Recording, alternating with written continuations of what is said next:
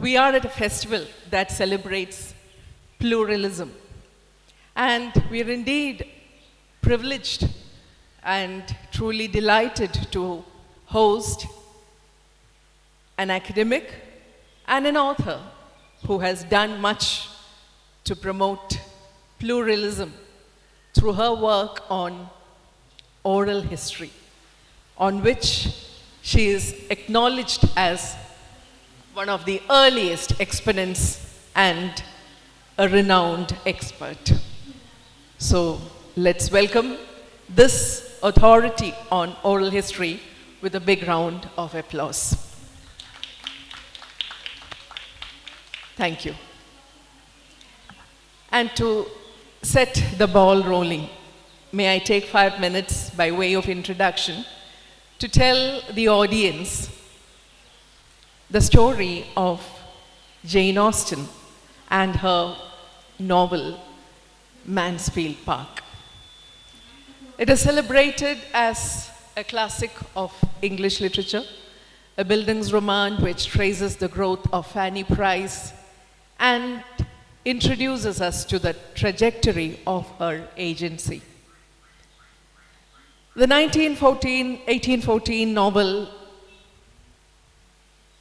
continued to be celebrated as a classic of English literature till about close to 200 years or more than a century and a half later, when somebody named Edward Said came up critiquing the novel for the way that it had been absolutely silent about a big region that the novel actually gains its strength from. If Fanny Price becomes an individual, it is largely because of the wealth that her uncle, Thomas Bertram, amassed in his estate, Mansfield Park. But where did this wealth come from? It came from the Caribbean islands, and that is a history. That is a chapter that the novel is, in a very biased manner, absolutely silent on. And we have someone here who has, by way of a compensation for that kind of silencing from British shores, come up with a whole body of work on the Caribbean, and particularly migration to and from Caribbean.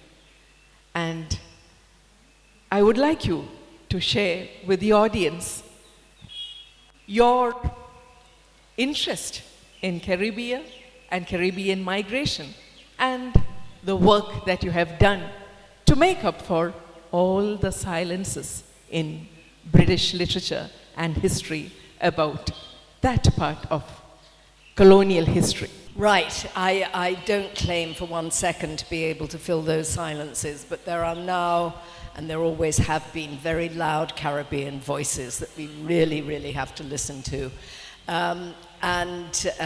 who say it far better than I.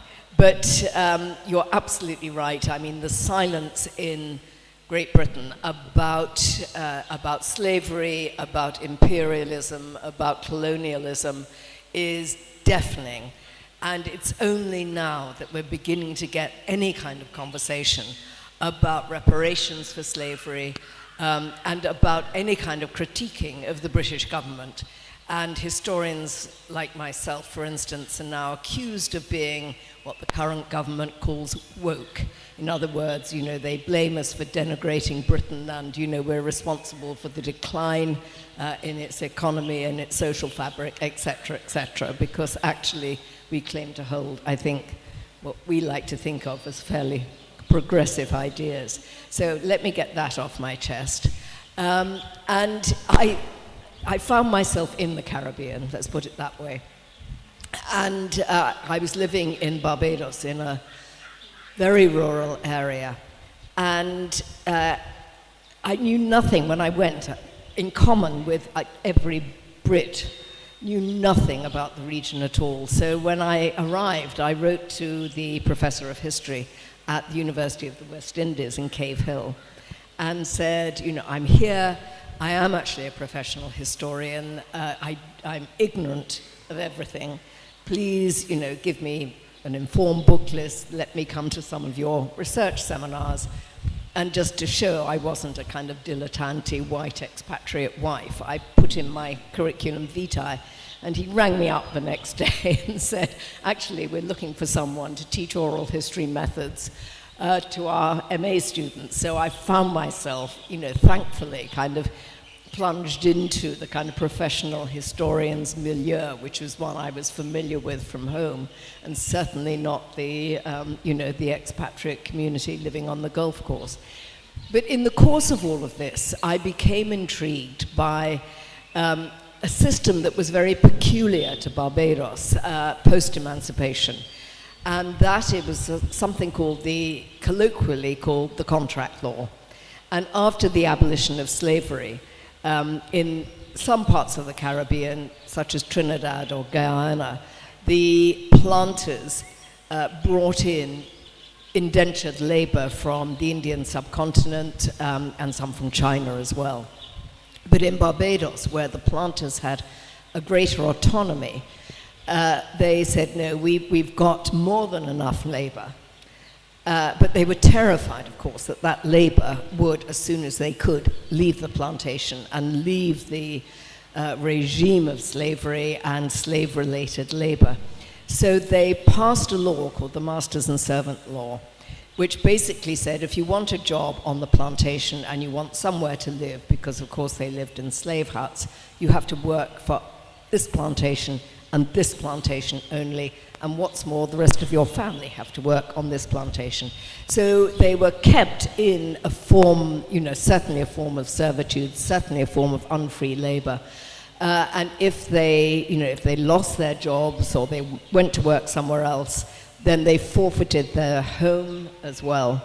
And the housing form that grew up was called a chattel house, and it was a wooden hut that could be dismantled, so that if you were forced to leave plantations, you could literally dismantle the house and put it up somewhere else. Anyway, that regime was not abolished until 1937, which, you know, it existed for 100 years. The wages that were paid in 1937 were the same wages that were paid in 1838. So it was a punitive regime. It accounted for appalling poverty. The infant mortality rates, and I'm afraid I don't have the figures offhand, but they were worse than India at the time. They were the worst in the whole of the British Empire. You know, Barbados was called the slum of empire, and the poverty was just intractable and devastating. So I was intrigued by how people negotiated that regime. And I was fortunately living in the country, and the local rum shop owner, who was a charming man called Mr. Bowen, and I used to buy my eggs and my chickens from him.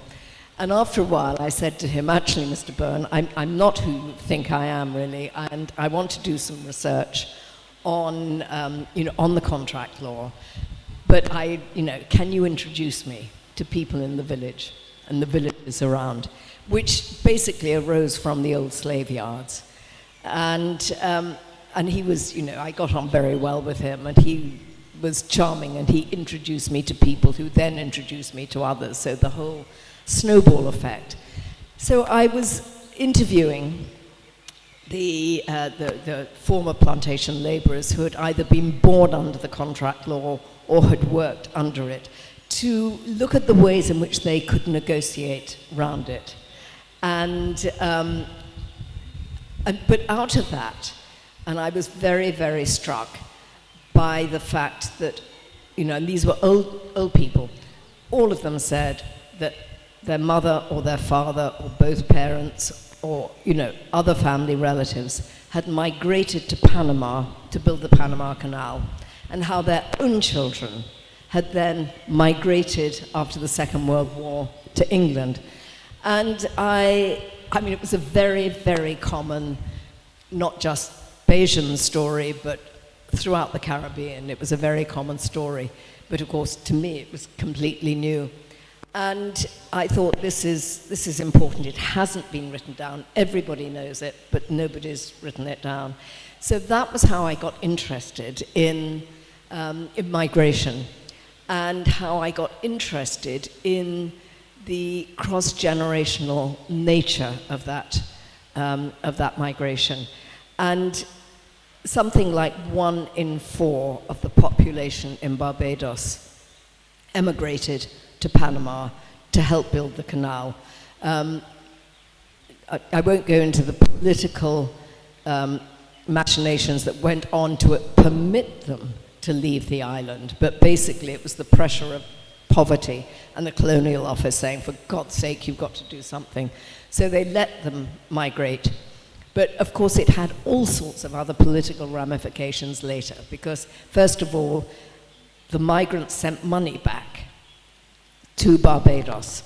And with that money, many of the recipients of it either bought themselves out of the plantation by buying little rum shops or something. And a rum shop doesn't just sell rum, it's a dry goods store. And set up little businesses. Or they bought little plots of land. Now, the planters weren't up for selling land, but sugar was fairly precarious. So some of the plantations were being either split up or little, unproductive segments being parceled out. And you can see it very clearly on the rate records, and it's absolutely fascinating to see. People would buy, a furlong here, a perch there, in these archaic measurements. But together, collectively, they would then qualify for the franchise. And because you had to be a landowner, which, necessarily excluded every black person on the island, and quite a lot of the whites as well. But they built, they gradually collected enough parcels of land. And, once they had the franchise, of course, then that, began to be used politically, and it coincided with various other political movements. So it was hugely important in that respect. The other respect that Panama was absolutely vital was that Barbadians met Jamaicans, met Trinidadians, met Grenadians, and they all said, hey, you know what we've got in common? We've got poverty, we've got British colonialism, and it's about time we resolve both of those issues. And they learnt how to organize, they learnt how to form themselves into trade unions. They came back with an increased awareness and analysis, if you like, of their current situation. Many of those Panama migrants went on to other parts of the Caribbean. A lot of them went into New York. And, Marcus Garvey, of course, was coming on stream very shortly afterwards or at the same time. So they were given, if you like, a kind of theoretical framework. Many of them were also Communist Party members. And they, it was in New York that you got, the JLP, the Jamaica Labour Party, for instance, was formed. The political parties were formed by those migrants in exile who, eventually returned to the Caribbean. They were pressing for independence. They were pressing for federation because they argued that there was no way those islands could survive on their own unless they joined forces politically. So they were pushing for federation, which happened and failed for reasons I won't go into now. But eventually, independence came. Sorry, it was a very long answer. Well, that just set the premise for what we're going to discuss during the rest of the session. which is on Caribbean migration, about which Mary Chamberlain has written extensively and given it the stamp of academic acceptance, bringing out all the nuances of this unknown aspect of history. But to do that, our author had to resort to very unconventional sources because precious little was available by way of conventional material, either in print or forget electronic resources. And so we have the origin of what is today known as oral history. And here we have a champion, a pioneer of oral history. So before we go into the nuances of Caribbean history, could you tell us about the relevance of oral history and how it today has, a very, very important role in telling history from all perspectives. Right. So as a pioneer of oral history, Mary Chamberlain will now tell us more about it. You do set me up a bit. Well, I started in the early 70s, and there was in the UK a kind of revolution at the time in, in a whole lot of areas of thinking, but including and particularly history. And history hitherto had been very much top down, and there was a movement to do it from the bottom up, and to chart the history of people and enfranchise them historically. People have been historically disenfranchised: working class people, women, black people, and so forth. And so it came out of that movement. And for me, it was, it was working class women that I was at the time, chronicling, and for whom, there were no conventional sources of the kind that I wanted. I was interested in, again, this whole issue of survival. How do you survive poverty? How do you negotiate your way round an oppressive social structure? And the only way to do it, of course, was to actually talk to the people who had actually done it. And to talk to them as fully as possible, so you get their whole life story. You don't just go in and say, hey, when your children had no food, what did you do? But to actually build up a picture of their family, their circumstances, their own childhood, their own influences, how they got married, how they brought up their children, and so forth. So that was how it started. And again, when I went to the Caribbean, talking again to plantation laborers, and there was a great deal of colonial records on that, but none of them, you just didn't hear the laborers' voices through it at all. And ditto with migration. Yes, you had, the records were pretty poor on migration, it must be said, but nevertheless, you had, certainly for the second, the post-Second World War migration, you had a lot of records and toing and froing between the colonial secretary and the colonial office, and between the Barbados Civil Service and so on. So you were able to kind of map that background, but absolutely not those first-hand experiences of people who were migrating, those they left behind, and the children that subsequently followed them and were born in Britain. So it was wonderful to be able to do a kind of a transgenerational history. And of course, one of the things that came up very, very strongly was how migration was absolutely built into the fabric both of family life and the Caribbean.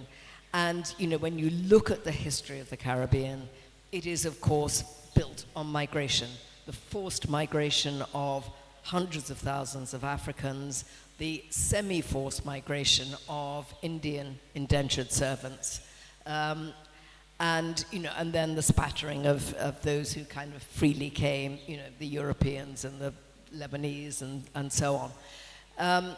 so, migration is built into the fabric of it.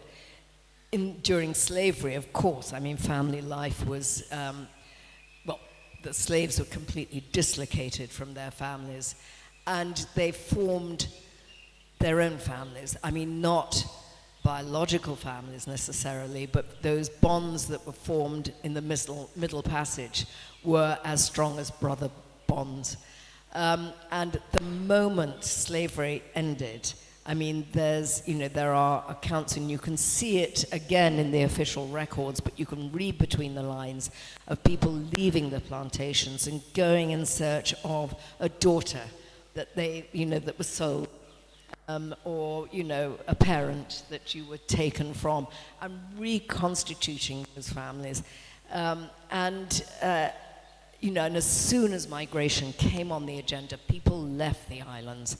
They left the plantations. They didn't forget family. They sent the money back.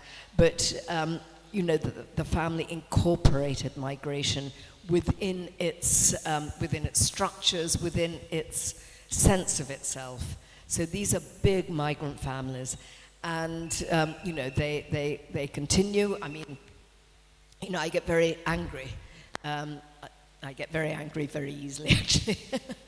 But, you can read through the records, the colonial records of how, and colonial, officer after officer would denigrate Caribbean families, West Indian families, and they would say they're dysfunctional, they are, distorted, that promiscuous, the source of, disintegrate was one of the words.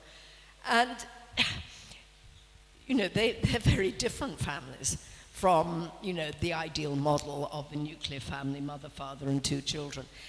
And, but these are they're huge families, they are inclusive families, and they are generous families. And they still, and you can, when I was interviewing people, they would tell me their lineage going down to the 5th cousin. And, they do hold family reunions. And, there was a Jamaican woman I spoke to, and she said, no, we had one last year. Where was it? It was in Canada.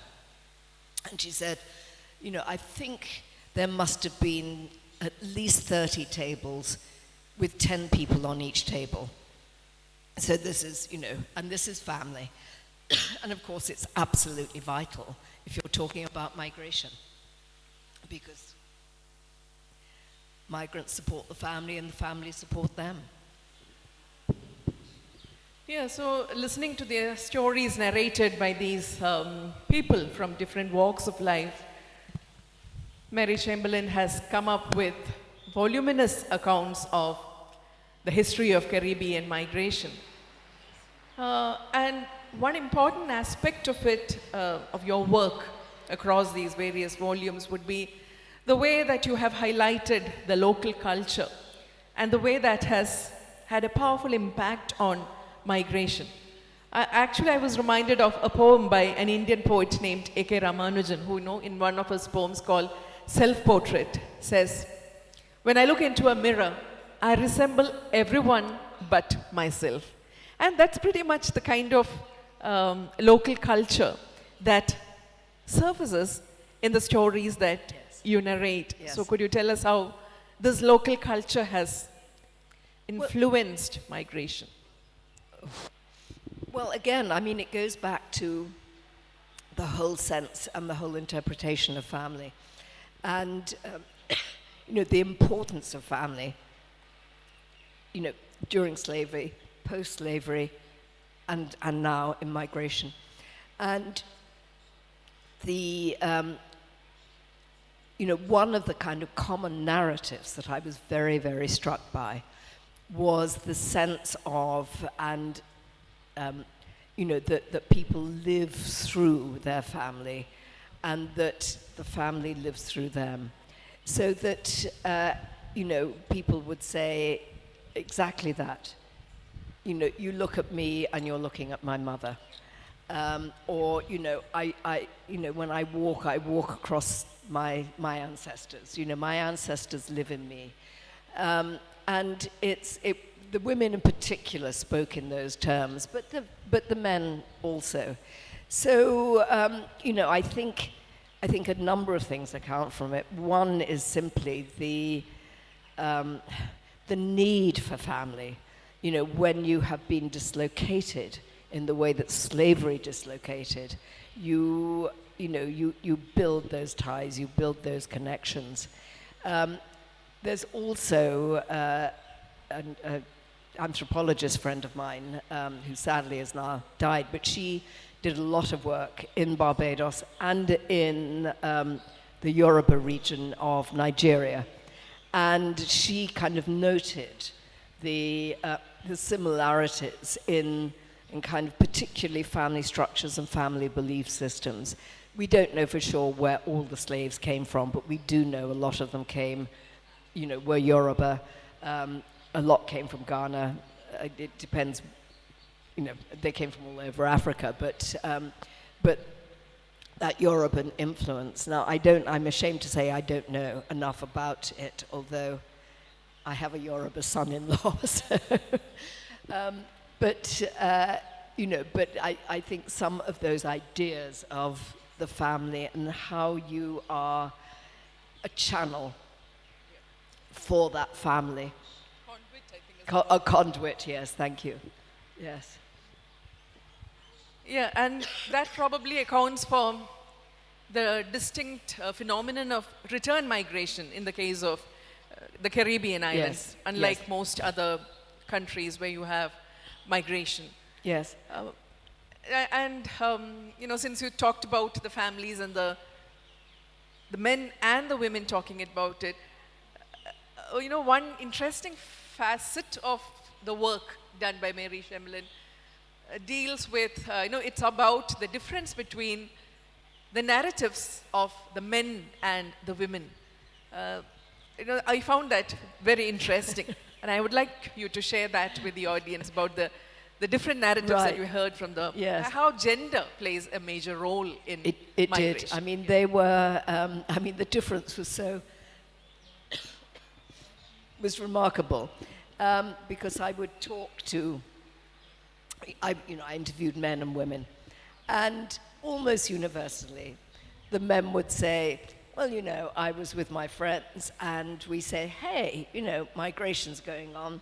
Why don't we kind of migrate to England? And within 7 days, I was on the ship. I had my passport, I had my ping pong, I had, packed my valise, etc., etc.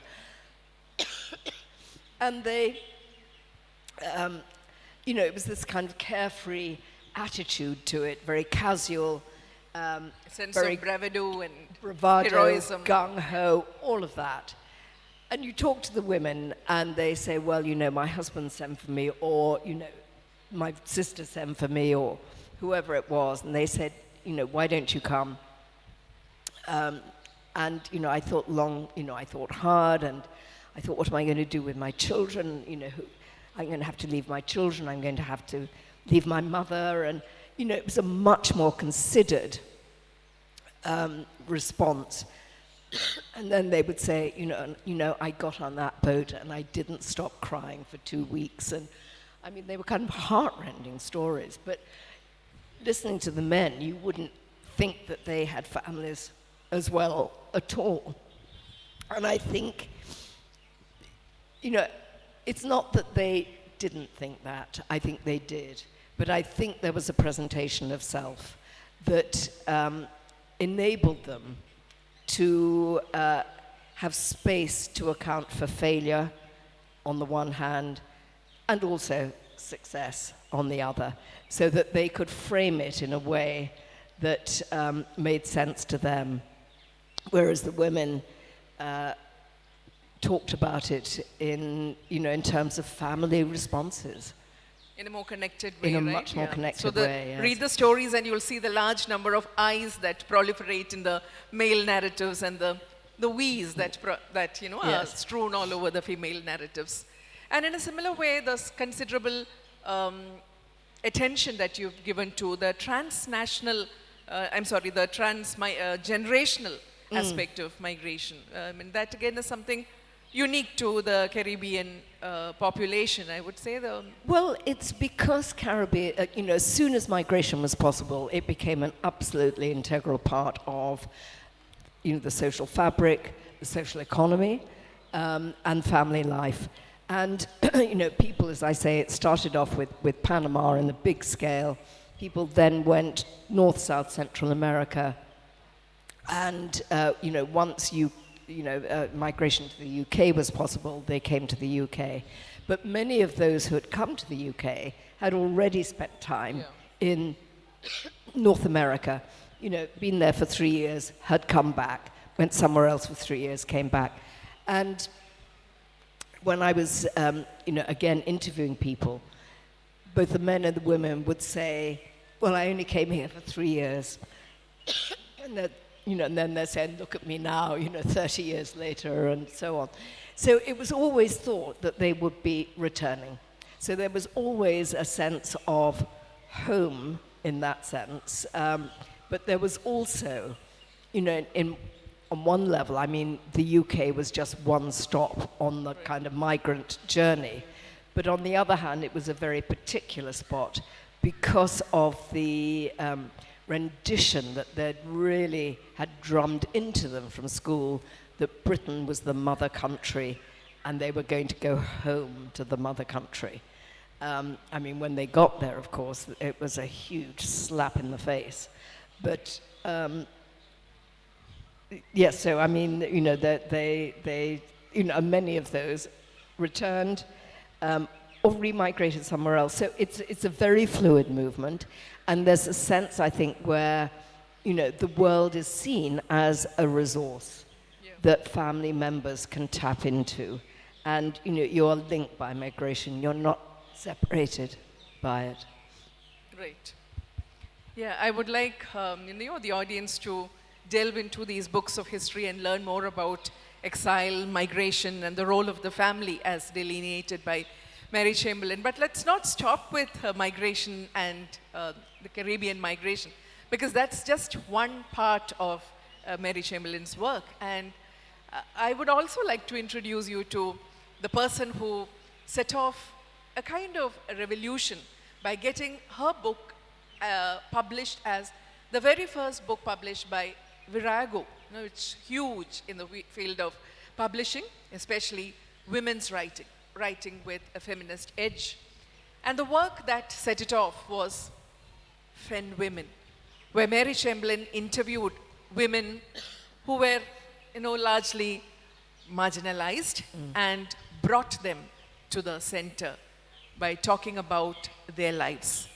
And this work went on to create ripples in a different sphere altogether, with people like Carol Churchill, who was, again, a force to reckon with in the field of feminist theater, writing about this work. She based her play, Fen, on Fen Women, written by Chamberlain. So could you tell us about Fen Women, that work, and how it has such a powerful influence in publishing, women's publishing, and also feminist theater? Right.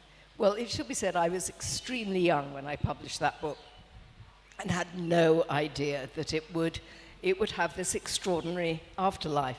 Next year it's 50 years since it was published, and it's gone through countless editions.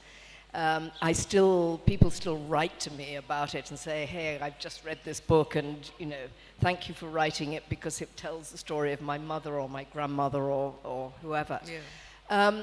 But at the time, it was, rural women were very much marginalized. And of course, I researched it in the early 70s, when many of the older people I spoke to were, of course, born in the 19th century. So, the memory went back a very long way. And again, I interviewed children as well. And I think this is what really sparked Carol Churchill's imagination. And I would say to the children, what do you want to do? And they were all saying, well, I want to be a hairdresser, or I want to be a teacher. And And there was another occupation, I forget what it was, but you know, these were all low-paid classic women's jobs, and they didn't want to leave the village and so on. And you know, there was this sense that you know, the lack of opportunity, the lack of imaginative horizons really kind of kept those women there, you know, working on the land, very little opportunity. And I think, as I say, it was that really inspired Carol to produce her play, Fen, which was all about how the women were trapped. Right. But that, yes, I mean, that went to great acclaim. I think it won awards. And I was telling you, it was revived last year in Chicago. And I was invited over for the performance. And there was going to be a question and answer session. And I had those, you know, one of those strange moments that writers dream of, but never, ever, ever get. And we were having supper beforehand in a little Italian restaurant. Stein, my husband, and I were chatting, and I said, shush. And at the table next to me, they were talking about me. And, so, you know, for 5 minutes, I was world famous between East 57th and University Drive. But yes, I mean, it's, you know, it does, you know, that play, my book, have this afterlife. Well, all credit to the work that you have done to uncover unknown history, untold history. Well, we've been talking about Mary Chamberlain and her work on uncovering women's narratives largely. But do you know, when she was young, she had the fierce, fiery activist in her who actually did a bit of smuggling. Smuggling? That's right. She was a member of the London recruits who went underground and literally smuggled the pamphlets of the African National Congress when it was banned. So that's a new continent that comes into the picture with regard to your work. Tell us more about your involvement, your underground involvement with the London recruits and the chapter of activism. Right. Well, I'll tell you as briefly as I can, because, and I always preface this, you know, yes, it was a tiny, tiny, tiny part I played. I mean, you know, the people who actually struggled most and succeeded most were the Africans, and, you know, the South Africans themselves. But it was at a time when shortly after the Rivonia trial, when the ANC leadership was either imprisoned or sent into exile, and the ANC infrastructure had been completely smashed. And Oliver Tambo in exile, they were trying to build up the infrastructure in South Africa, but more particularly at the time that I went, to really tell the people of South Africa that the ANC was not smashed, that it was there, that it would, you know, it was looking for support and recruits and so forth. And so he had the idea that, you know, you recruit white people who, of course, could pass through the apartheid regime without a single question, and exploit the regime, if you like, exploit their racial divisions to subvert from within. So a group of us were recruited.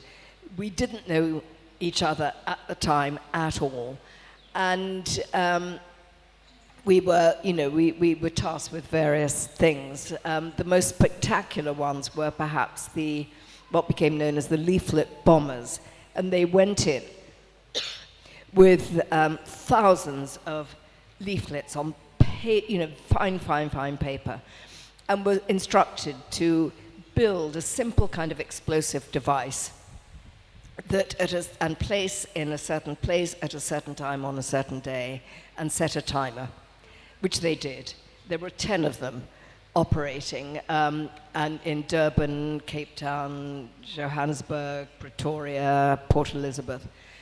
And at 5 o'clock on whichever day it was, suddenly these leaflets exploded into the air.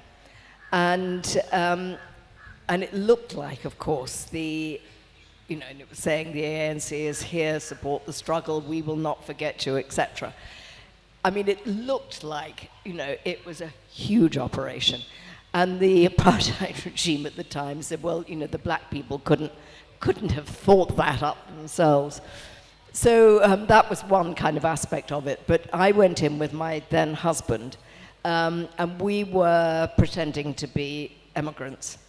So we had 22 of the old wooden tea chest packing cases, each of which had a false bottom. And in the false bottom, there were 5,000 copies of a comic story called Simon and Jane, which told a kind of everyday story of the past laws, and then, of course, was a invitation to join the struggle, and it also had in it instructions how to load a gun, how to fire a gun, how to build a Molotov cocktail. I mean, God, if I'd been caught with that. And then there were 2,000 copies of the history of the South African Communist Party. And we had to, we had to obviously buy the envelopes, buy the stamps. Couldn't do it all at once. It had to be done, spaced out, so nobody thought about, anything was suspicious. And ditto with posting them out. So that's what we did, and then we hot-footed it back. But let me just tell you a little PS on that, because, we spoke to nobody, absolutely nobody at all. And it wasn't until 2012 when the story really kind of came out, because, you couldn't tell anybody while the regime was still in power, and once it was over, how do you tell that story? You can't. In 2012 it came out, and I discovered that a colleague of mine with whom I had worked and shared an office for 10 years, we had team-taught courses together, and she too was one of the London recruits. So, well, the roots run deep and quite fascinating. It's now time for me to invite the audience to participate in the discussion.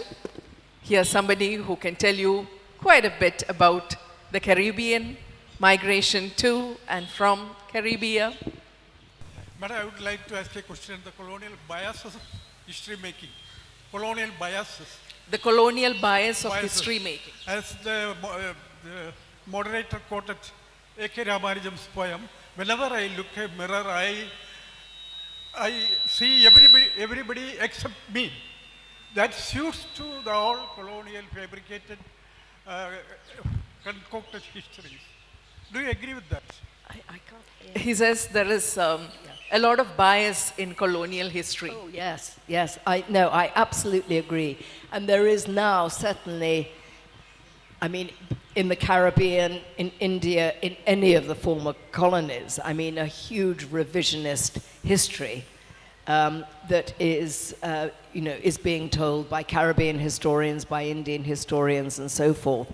What has happened less, but it's happening now in the UK, is British historians, teaching or researching that revisionist history. And it's long, long overdue. And I completely agree with you. I think.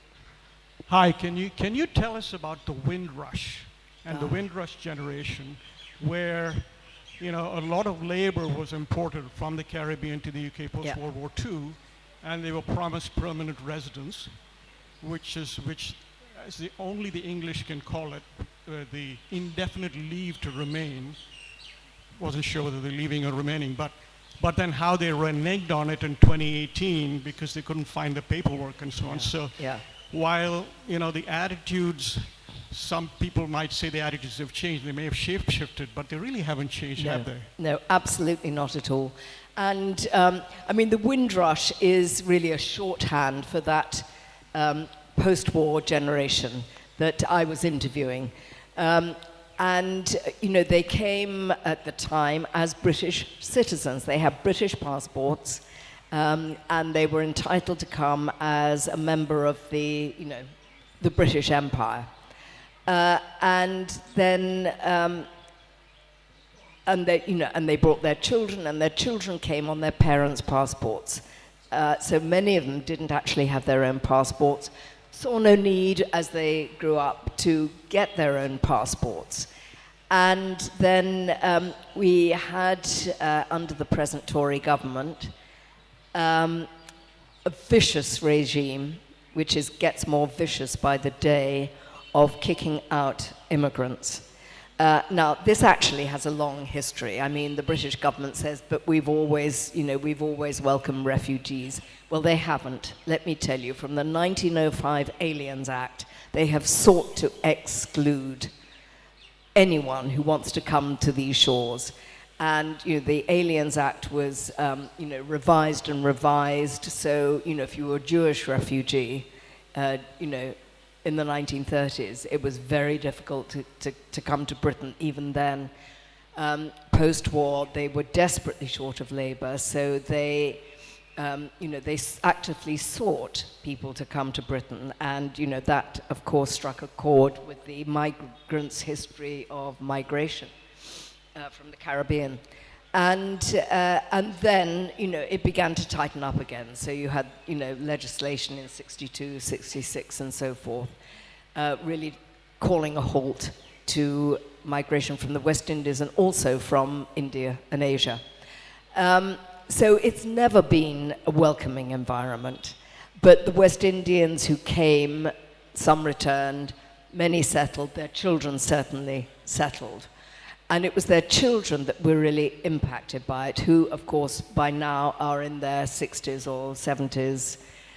So they're quite elderly, and they were applying for, in some case, jobs, work, or hospital, or whatever. And one of the many strictures that was put in place by the Priti Patel, who was the then Home Secretary, was that they kind of outsourced the policing to agencies like employers, like the health service, doctors, hospitals, and so forth. So they required landlords. So they would see a black face and knew that, or assumed they were immigrants, and they would then demand to see their rights to stay. And of course, nobody had that paperwork because they hadn't deemed it necessary. They then were required to produce evidence that they had been in the UK. And for every year they had been in the UK, they had to produce 4 pieces of evidence. Now, some of these people had come as young children. Who at the age of 5 keeps 4 pieces of evidence?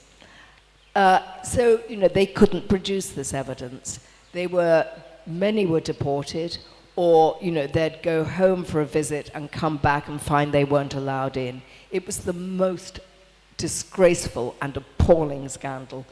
And it was brought to light by a Guardian journalist called Amelia Gentleman, who discovered this and tried to kind of bring it to light. And she was then aided by the then Barbadian High Commissioner, a man called Guy Hewitt. And Guy, he's a friend of mine, but that aside, Guy was not a career diplomat. So he tried the diplomatic routes to talk to the Home Secretary to raise this issue, was getting absolutely nowhere. So he said, the hell with this, the hell with diplomacy. And he really went all out to expose it, which he did. So it was exposed, there was a huge scandal. The government agreed to pay compensation.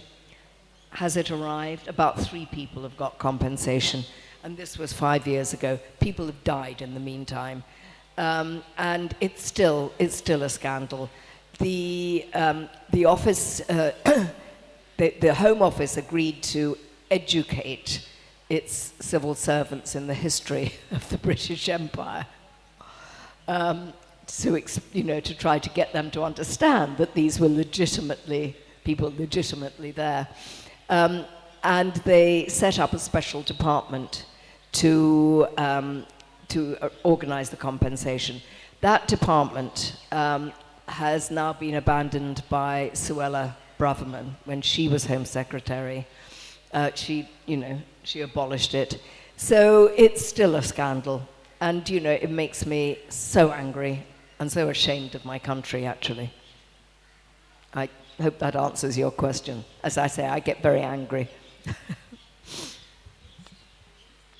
Hello, Mary Shipole. Hi.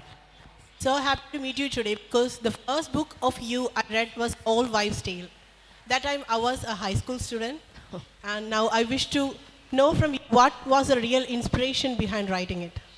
Gosh, that's another very old book. Well, again, it was women's history. It's the sort of portmanteau book, of course, I would never, ever write now. But I was young and foolish at the time, and, fools run in where wise men But it's still very popular among the readers. Yeah. Is it right? So it was really, I wanted to know, old wives' tales are a way of dismissing, women's advice and guidance. You will say, well, don't do this. Don't swim after a full meal. Oh, for heaven's sake, that's an old wives' tale. Covering babies' eyes when they have measles. For goodness sake, that's an old wives' tale. So I was intrigued by that and was thinking, well, actually, until the National Health Service, after the Second World War, when medical advice was free at the point of need, people had to pay for doctors. And most working class people and poor people couldn't afford to pay for doctors. So they relied on home remedies. And, very often in a community, there was, they became known as the handy woman. And they would, they would deal with the women when they were giving birth. They would deal with people at the end of life. So they laid in and they laid out. And then in between, they would often, have a kind of wealth of information on what kind of herbal traditional recipes that could be used to treat ailments. And so I wrote, that was the inspiration. But it was also, I went way back to prehistory because it also became a kind of alternative history of medicine, if you like. And, how a lot of the traditional healing was actually in the hands of women. And she's got a word device for that. Instead of the master narratives, she talks about the mistress narratives. Yeah, do we? Yes. Sorry, I have a cold. I hope you can hear my voice. There's been, both by Bindu and by Mary, a connection between historians and fiction writers and playwriters. And I wonder if you can tell us how history can reach a broader audience, and if you think the arts play a role in helping to transform people's understanding of the past. Oh, yes, absolutely, centrally. I'm going to, if I may, wear my novelist hat at this point in time, because my books have been widely read, the history books, but there's also other historical questions that I think can be transmuted into a fictional form, which will then, spread the audience. So, I now write historical fiction. And the 4 novels I've published, the 5th that's kind of in the bag, as it were, is slightly different. But the 4 have dealt with the Second World War and the silences around the Second World War. And again, it's, many of those need revisiting, very much like, the British Empire needs revisiting, revisioning. So it's dealt with women and their treatment, the kind of misogyny that they experienced. And it also deals with the long arm of war. And my second novel dealt with the occupation of the Channel Islands by the Germans. And, you know, that is something that has been, again, swept under the carpet. It doesn't fit the master narrative of Britain in the Second World War, but Britain was occupied, a part of Britain was occupied. And, you know, it's not spoken about. There's been very little written about it. And on one of the islands, there was an SS concentration camp. And on the other islands, there were all Wehrmacht and organization taught brothels, and women were trafficked into those. And again, the trafficking of women is something that has not been spoken about. So, and it's very difficult to get some of those, you know, from the archives, that kind of information. So, you know, I used fiction very much to explore those stories, and again with, you know, with my other one. So I think, yes, I mean, fiction has a huge role to play. The arts have a huge role to play. And, you know, arts funding is being cut in the UK. I think it's being cut elsewhere. And it's another thing that gets me very angry because it's such an important part. And Madri had a wonderful poem, actually, which I don't have here, and I can't begin to paraphrase. But he said, you know, when everything is cut and everything is cut, you know, because art isn't important, so you cut it, you cut it. And then when you've got nothing left, you say, where are the artists? And I've paraphrased it, it's put much better, but it's absolutely right. Yeah, I think that's the perfect note on which we can probably wind up this session. Unfortunately, we cannot spend more time on Mary Chamberlain as a novelist. We'll look forward to a whole new session on that probably in the next edition of MBIFL. Anyway, thank you very much, and I leave the audience who've cooperated so well with the session on this note. If there is one thing that you can say about migration, we can pick it up from Mary Chamberlain's work, and that is that there is no one word that can be said about it. It is, to use her own word, a polyvocal experience. There's much that is said, but there's a lot that remains to be discovered and to be spoken about. To more such discoveries, let us say cheers and end the session by welcoming the panelists of the next one. Thank you very much.